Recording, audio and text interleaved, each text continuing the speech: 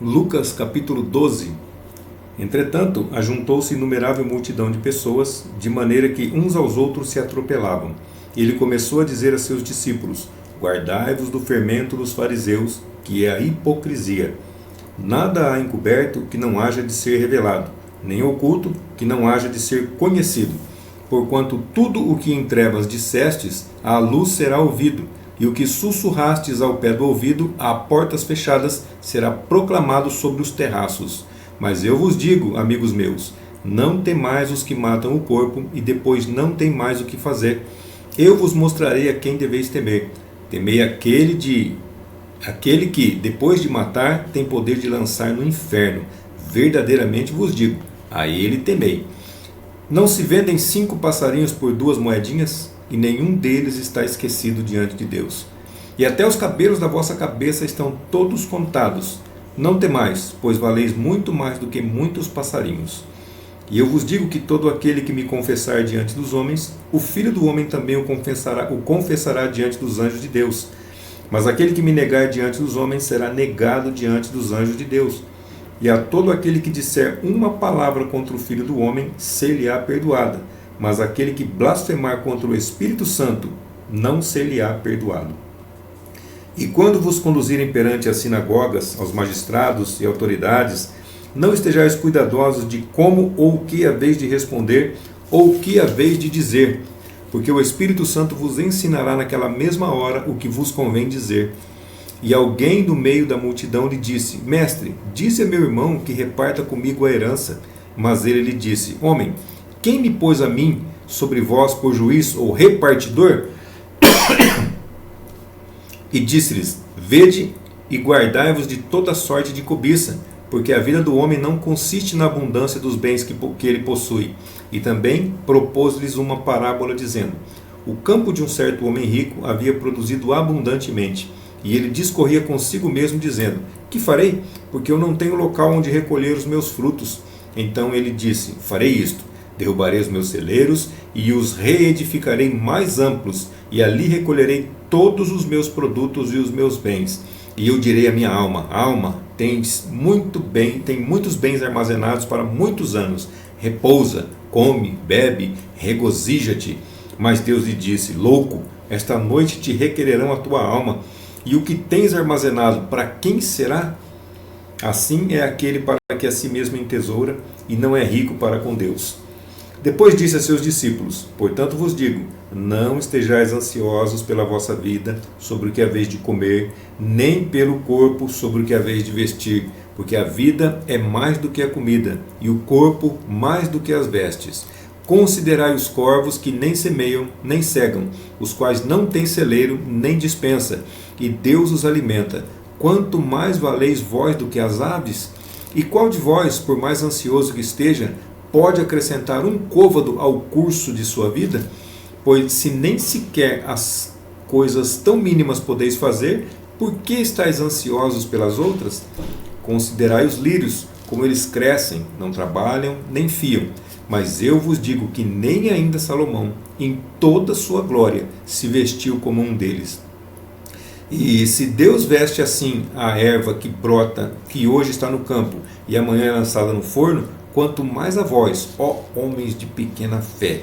Então, não andeis procurando o que haveis de comer ou o que haveis de beber, e não sejais de ânimo duvidoso, porque os gentios deste mundo procuram por todas essas coisas, mas o vosso Pai sabe que tendes necessidades delas. Antes buscai primeiramente o reino de Deus, e todas essas coisas vos serão acrescentadas. Não temais, pequeno rebanho, porque foi do agrado do Pai dar-vos o reino. Vendei vossos bens e fazei beneficência, fazei para vós bolsas que não se desgastam, e um tesouro inesgotável nos céus, onde o ladrão não alcança e nem a traça destrói. Porque onde estiver o vosso tesouro, ali estará também o vosso coração. Estejais sempre prontos, com os vossos lombos cingidos e com as vossas lâmpadas acesas. Portai-vos semelhantes aos homens que aguardam o seu Senhor voltar das bodas, para que, quando ele vier e tocar a porta, logo possam abrir-lhe.